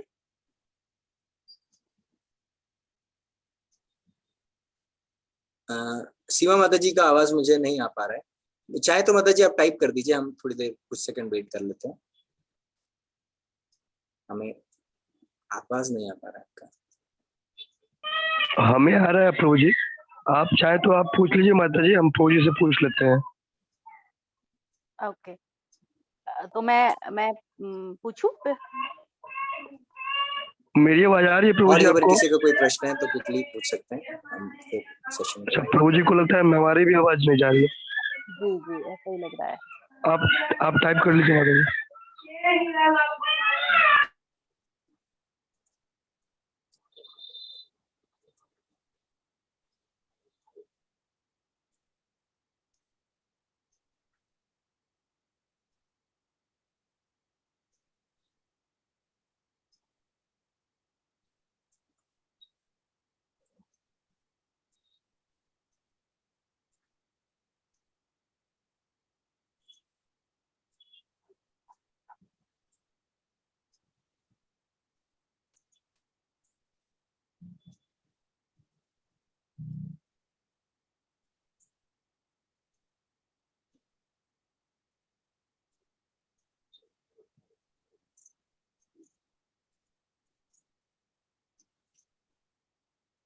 ओके। ओके, आपका आवाज एक्चुअली आप आ नहीं पा रहा है। किसी और को आवाज आ रहा है माता जी का? माता जी एक बार कुछ बोल सकते हैं आप? हरे कृष्णा, जी हरे प्रभु कृष्णा। आ, आ रहा है आपका आवाज आ रहा है? एक सेकंड, मैं थोड़ा देखता हूँ, शायद मेरे इसमें सिस्टम में प्रॉब्लम होती है। माता जी दोबारा बोलिए आप एक बार। हरे कृष्णा। अभी थोड़ा सा आ रहा है मुझे, आप बोलिए, आप ट्राई करिए। ओके। एक्चुअली प्रभु जी, मेरा क्वेश्चन ये था कि जैसे हम अभी बहुत सारे लेक्चर्स अटेंड करते हैं तो उसमें सुनते हैं कि हम आत्मा है, शरीर नहीं है। तो मेरा क्वेश्चन ये है कि हम शरीर को इतना उससे क्यों देखते हैं? क्योंकि हम इस शरीर से ही भक्ति कर सकते हैं। मतलब हमको ये जो शरीर मिला है, केवल मनुष्य जीवन में ही हम भक्ति कर सकते हैं। तो मतलब जैसे आत्मा और शरीर दोनों ही मतलब इम्पोर्टेंस रखते हैं, क्योंकि आत्मा को भक्ति करने के लिए भी फिर एक शरीर तो चाहिए ना। तो तो मतलब हम इक्वल क्यों नहीं देखते फिर? मेरा मतलब क्वेश्चन ये था, क्योंकि भक्ति हम इसी शरीर के थ्रू ही कर सकते हैं। अगर सपोज अगर हम बीमार हैं या हमारे शरीर में कोई तकलीफ है, तो हमारा मन भी नहीं लगता है भक्ति में, कि हमारा ध्यान उधर ही रहता है फिर। तो ये मेरा थोड़ा-सा क्वेश्चन था। दोनों को बराबर क्यों नहीं देखते, ये प्रश्न है आपका, जी, राइट? जी, जी, जी। आपका ये आर्ग्यूमेंट सही है कि शरीर और आत्मा दोनों ही की आवश्यकता है, और आत्मा को शरीर तो चाहिए ही। ओके, एक क्वेश्चन पूछते हैं आपसे। मान लीजिए आप अपने दोस्त के साथ जा रहे हैं, गाड़ी में बैठ के जा रहे हैं, ठीक है, और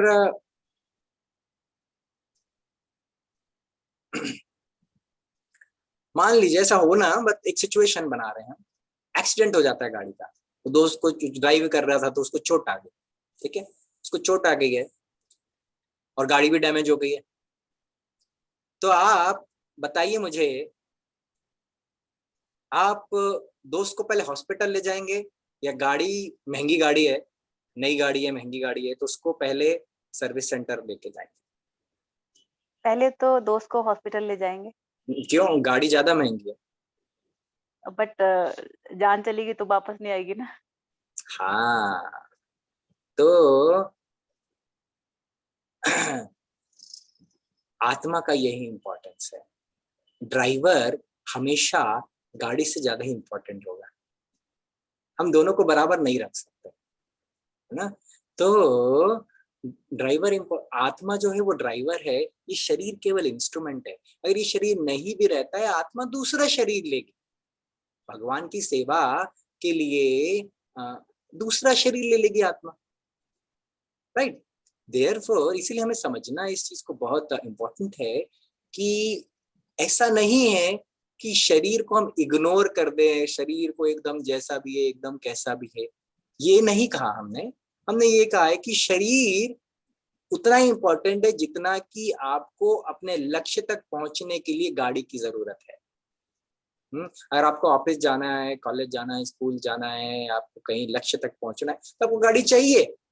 आप गाड़ी लेकर पहुंच जाओगे वहां पर, गाड़ी ही नहीं है तो पहुंच ही नहीं पाओगे, ये पॉइंट है। तो इसीलिए गाड़ी की तो इम्पोर्टेंस है ही है, तो वो लक्ष्य तक पहुंचने में आपको मदद कर रही है। और ये गाड़ी नहीं हुई तो आप दूसरी गाड़ी से जा सकते हो। लेकिन ड्राइवर बोले मुझे लक्ष्य तक जाना ही नहीं है, अगर आप डिसाइड करके बैठ जाओ कि मुझे लक्ष्य तक जाना ही है, तो गाड़ी खड़ी खड़ी आपके गैरेज में खराब हो जाएगी। ये हम कर रहे हैं। जीवन का लक्ष्य क्या है? कुछ नहीं, ईट स्लीप एंड बी मेरी, ईट ड्रिंक एंड बी मेरी, ऐसा विदेशों में एक श्लोक बड़ा ये कहा जाता है, कहावत। खूब खाओ पियो मस्त रहो, क्या है, एंजॉय करो लाइफ को, एंजॉय लाइफ किंग साइज, ये सब कहावतें कही जाए, just do it, you know, इस तरह से।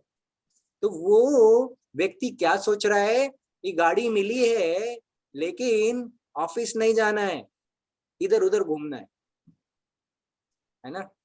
तो ये प्रॉब्लम है। ऑफिस वालों ने गाड़ी दी है कि ऑफिस टाइम पे आओ जाओ, ठीक है, लेकिन अब ऑफिस जाते ही नहीं, अब गाड़ी मिल गई तो घूम फिर रहे हैं, तो क्या करेगा कंपनी फिर निकाल देगी तो गाड़ी छुड़ा लेगी वापस। ऐसे ही भगवान ने ये शरीर दिया है हमें, अब भक्ति करके वापस बैक टू गॉडहेड जाने के लिए, लेकिन अगर हमें वो शरीर नहीं इस्तेमाल करेंगे तो क्या होगा? ये चला जाएगा इंसान का शरीर, फिर गधे घोड़े कुत्ते कीड़े कितनी सारी योनियां, 84 लाख योनियां फंस गए, फिर क्या करेंगे हम लोग? नहीं कर सकते कुछ। इसीलिए शरीर का इंपॉर्टेंस है, इंसान का जीवन मिला है ये भी इंपॉर्टेंट है, लेकिन ये चीज समझना कि मैं आत्मा हूं, ये नहीं समझेंगे तो ये शरीर वेस्टफुल है, क्योंकि लक्ष्य ही निर्धारित नहीं होगा अगर अपने आप को आत्मा नहीं मानेंगे। इसलिए आत्मा, इसलिए हम ज्यादा इंपॉर्टेंस बताते हैं, और हम आत्मा के स्तर पे नहीं आ पाते, इसलिए बार बार बताते हैं। इज इट मेकिंग सेंस माधुरी? बिल्कुल जी, बिल्कुल। ओके, ठीक है। Thank you so much for joining the session, asking very relevant questions. आपके बहुत बहुत धन्यवाद। इस प्रकार के अच्छे क्वालिटी के सभी प्रश्न आपके बहुत अच्छे थे। तो यहाँ पर हम आप सेशन को विराम देते हैं। 13वां अध्याय कंप्लीट हो गया। अगली बार फिर प्रभु जी आगे आपको कंटिन्यू कराएंगे। सो यहाँ पर क्लोज करें फिर। आराध्य दामोदर प्रभु जी। जी प्रभु जी, हम लोग प्रभु जी का धन्यवाद करते हैं। उन्होंने अपने बिजी शेड्यूल से हम लोगों के लिए टाइम निकाल के इतना वंडरफुल सेशन हम लोगों को दिया है। तो हम लोग 3 बार हरि बोल के प्रभु जी का धन्यवाद करेंगे। हरि बोल, हरि बोल, हरि बोल। धन्यवाद प्रभु जी, बहुत बहुत धन्यवाद। हरे कृष्णा। भगवद गीता यथारूप की जय। श्रील प्रभुपाद की जय।